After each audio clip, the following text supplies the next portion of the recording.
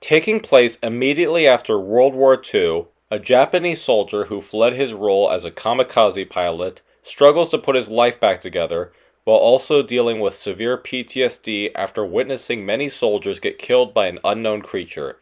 His life begins to slowly heal when a woman and a baby she promised to take care of enters his life, and he finds a semblance of happiness come back to him. However, this doesn't last, and the creature makes its way to Japan to wreak unfathomable destruction. The creature is called Godzilla. The very first thing you might notice by my opening description is that I've spent more time talking about the human story than the stuff with Godzilla. That's because, to my amazement, Godzilla Minus One has a very good and interesting human storyline, with really compelling characters. Take the lead soldier, for example. He is a man with survivor's guilt and trauma. He wants to live, but feels that he doesn't deserve to. At various points in the film, he even questions if he is alive and that everything around him is just a dream.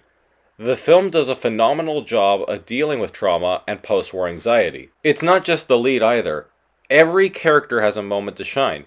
From the love interest, the friends on the boat, and the neighbor who lost her children in the air raids. Everyone has a purpose in the story, and all the actors do an outstanding job showcasing the impact the war has left on them. There's an overall theme of the preservation of life, and how the idea of it is overlooked and abused. Soldiers are expected to die for a country that doesn't care for them. The government would rather keep Godzilla a secret to avoid panic, even if it means more people will die. And again, the main character contemplates his worth while living. The film is beautifully thought-provoking and really one great character study. I also think it's a really nice touch to have the film take place post-war. It does make sense when you think about it. After all, the franchise was created in part because of how Japan felt about the bombing of Hiroshima and Nagasaki. So having Godzilla show up when Japan is at its absolute lowest moment is both a genius and terrifying idea. And I haven't even gotten to Godzilla yet. I mean, that's why we're really here, right? Godzilla has always been an allegory for nuclear destruction and its consequences, and it has never been made more clear than here. Every footstep he takes leaves an earthquake. Every boat he destroys leaves little behind. Even his atomic breath is reminiscent of the bomb, where a mushroom cloud rises in the sky and ash rain descends upon the people of Japan. The moment Godzilla unleashes his atomic breath, you feel the hopelessness and terror that is about to unfold. Children are cradled in their parents' arms, people look away, some even sacrifice themselves to try to save others. It's a destructive and tragic film. In 100% seriousness, I found my jaw open at least twice during my viewing experience.